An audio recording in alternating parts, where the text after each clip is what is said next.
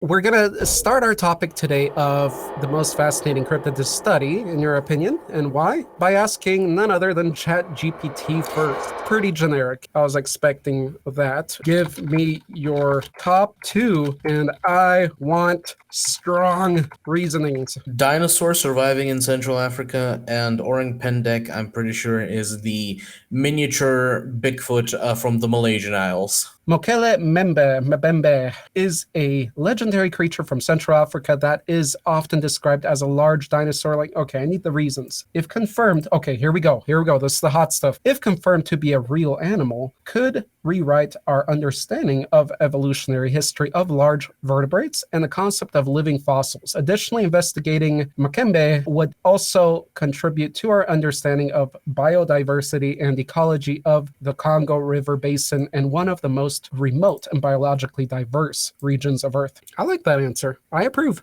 That's fine. No issues there. Orang Pendek is a cryptid reported in the Sumatran rainforest of Indonesia, described as a small bipedal primate resembling a humanoid orangutan. Studying Orang Pendek could potentially provide valuable insights into primate diversity in Southeast Asia, which is still not fully understood. If confirmed to be a new primate species, Orang Pendek could contribute to our understanding of primate evolution, behavior, and conservation in the region. Furthermore, investigating Orang Pendek could also have cultural conservation implications, as it could shed light on the folklore and beliefs of local indigenous communities and highlight the need for conservation efforts to protect the habitat and biodiversity of the Sumatran rainforest.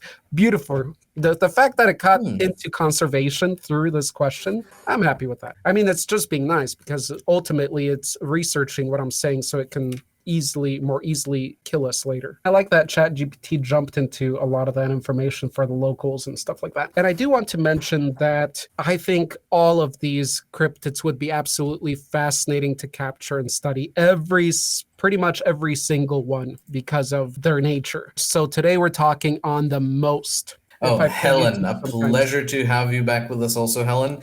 Mothman, I want to know if it brings destruction or wands of it. Night crawlers. Not sure if still considered by all as a cryptid, but it has that title for a lot of people over the world now, and has always fascinated me a lot. Most cryptids, everyone has good idea what kind of creature they are, or have a good idea of what they look like, etc. But the Fresno night crawlers are a little different, and is why they would be the most fascinating cryptid I would want to find and know more about. Good reasoning for it, because it's so obscure. It's the stick leg walking thing.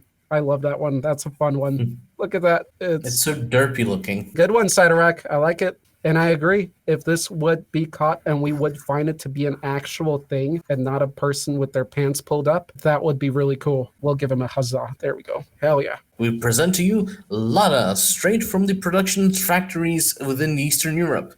Yes, it is me. It is I. And hello and welcome. Dobry wieczór, as you said before. Dobry wieczór, priateľ umlaut. Very, very grateful for you to have me here today. The pleasure is all ours. Absolutely. So what I want to mention, because I meant obscure, what would be most fascinating? So it's not like something, okay, it's animalish. So I'm not saying that these are the most realistic necessarily. Probably the least realistic is what I'm looking for, because that would be the most mind-blowing to find. So my first share is going to be Nagomwasuk. Nagomwasuk are incredibly ugly with little hair, beady eyes, and pointy nose. So they're essentially these little people. They're little fairy like people. They're little fae that are considered very ugly, and they're very insecure about their ugliness. I think that's a fun one, or an interesting one, because I mean, that's little humanoids. I mean, that says it all. So I'm going to shout out these three because I think they will be brought up, and there's good reasoning. They are the hybrids. I think that would be obviously interesting to study, but not amongst the top. For example, we have Goatman. We do have Goatman. That is a cryptid. There's probably a lot more than this too. There's Gatorman.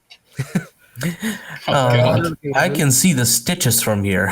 Mermaids and frogmen. Kriss. There is quite a few that, as you mentioned, all of them, having them available for study would be absolutely phenomenal. Without a doubt, the most interesting thing would be the Mothman, considering its supernatural abilities. But I love that you have a Mothman on hand. That You was came perfect. prepared. 7 to 8 foot tall, dark, mothy creature that is terrifying to behold, but apparently it's allegedly not that dangerous. You can supposedly interact with it, but it is always near or comes before horrible things happening, accidents occurring. Mhm. So there is an inkling of something more supernatural about it rather than just being a weird creature. Frankly, if we could capture one of these things, study how it is able to be aware of bad things happening before they do, and if we could extract the knowledge of how to replicate that ability, that would be such a boon to humanity. Figuring out when something bad's about to happen, we'd be able to possibly even fine tune it to do so in advance, so we can prevent horrible things from happening. And so it's not an obscure, it's probably the most famous cryptid out there, Mothman.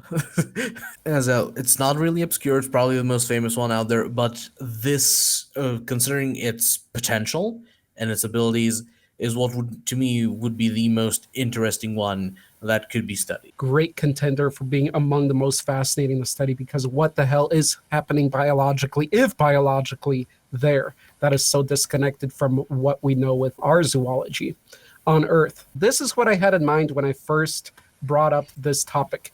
And this is the Flatwoods monster. We have a nice size comparison here. This is the Flatwoods monster. Dark green body, has a round red face surrounded by a pointy hood-like object. It appears to wear a robe-like garment with folds around the bottom. Approximately 10 feet tall, emits a noxious odor that may cause irritation to the skin and eyes, as well as nausea. On September 12th, 1952, a UFO was reported. Okay, I'm trying not to cheat here by doing an alien, because I think this could be anything, right? Was reported to have crashed on a small farm in Braxton County, West Virginia. That incident alone would draw attention of any paranormal enthusiast, but the events that followed made a small town of Flatwoods the site of one of the most notorious UFO-related monster incidents in history. Its head appeared to be surrounded by some sort of pointed helmet or hood. The creature had claws and gave off a chemical odor that was described as sulfurous and metallic. Other residents in the area claimed to have caught glimpses of the unearthly figure. The area was later investigated to reveal some strange oily skid marks that were unable to be identified. Most believe the creature to be a space alien that was somehow connected to the UFO crash. Many suspect the Flatwoods phenomenon is merely a bunch of wild rumors generated by a group of terrified boys who witnessed a meteor and then were frightened by a scary owl. An owl, you say?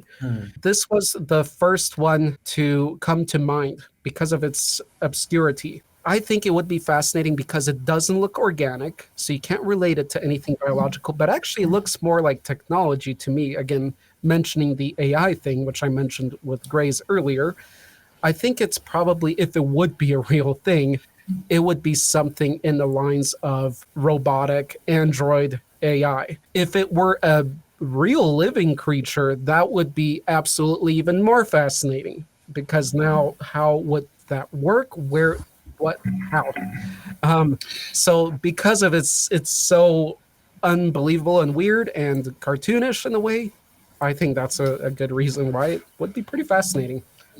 Well, as a mythical creature enthusiast, I must say that I very much enjoy the idea that it could have been a Barno, only that a massive Barno would in itself be a cryptid, wouldn't it? That's right, it would be. Dande says, if I had to have to pick a cryptid that would be interesting to study, it would be the Bear Lake monster of Bear Lake, which was reported to have lurked around Utah-Idaho border. It is said to be a 40-foot creature or something of that size, and have the face of an alligator.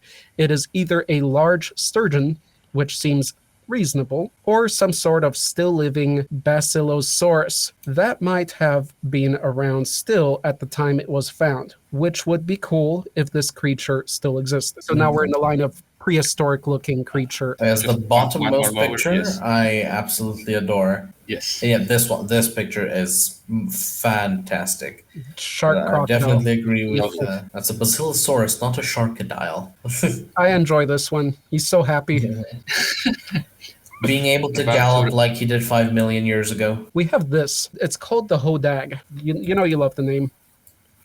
It has black fur, horns like a bull, spikes along its back, and spear-like tail. You see, when I saw this description of it, that's what turned me on more to have it included in today's discussion, because to me, a Hodag just looks like a very original of a creature. My next one, it is called the Go-Goo, or Gao-Gao. It is a gigantic woman with fish scales, approximately 50 feet tall. A mysterious deserted island is where it's found in the Gulf of St. Lawrence. Carnivorous, we know that. I know there's a fetish around this kind of stuff. No. We are not delving that deep. But the fact that it is a large humanoid with scales, all that mixed up, I think finding this and studying it, just like the first mentioning I had with the little people, big, enormous people person would be incredible. A giantess from the legends of the Micmac the Micmac tribe of Native Americans. The story seems to have ties to legends of mermaids, only scarier. Preface, I did not know that there was a tribe known as Micmac. Go-Go is said to wade through Canada's Gulf of St. Lawrence, snatching fishermen from their boats and stuffing them into a leather pouch in order to devour them later at her lair. My final one are rods. For me, this relates a little bit with little dust on your eye. It's very representative of these rods, of how you'd see them sometimes. We have rods that are small, and then you have rods that are huge in the sky, like organic UFOs. And this is why I liked the premise of Nope, because it wasn't original. That's actually a thing that was discussed in cryptozoology, is that UFOs could be more organic. So they could be life forms, or they could be living or biological vessels instead of inanimate vessels. So that's why I find rods actually a fascinating one. This is the Bunyip of the Australian Aboriginal folklore. The name Bunyip actually means an evil spirit or the devil. The creature itself was described as something of a reptile or a water dog or a hippo. Nobody really knows because it depends on the tribe you ask. It's one of those very typical folklore cryptids that are native to Australia. Now, the special thanks to all of our Patreon supporters, to everyone who watches the live streams and the videos and talks to us on Discord. It's an absolute privilege to have you be part of this community with us. And we look forward to seeing you again. Like Kriss said, we'll do our best to keep you entertained and informed.